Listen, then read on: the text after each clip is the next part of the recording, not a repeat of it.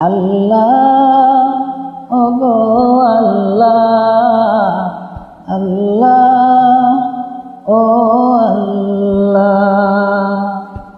আমারি কণ্ঠে তুমি তোমারি বাণী তুলেছ,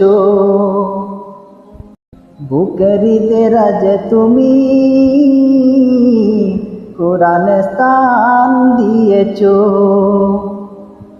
এত ভালোবাসো কেন মালিক আমায়, কি করে শুকুর তার করি আদায়।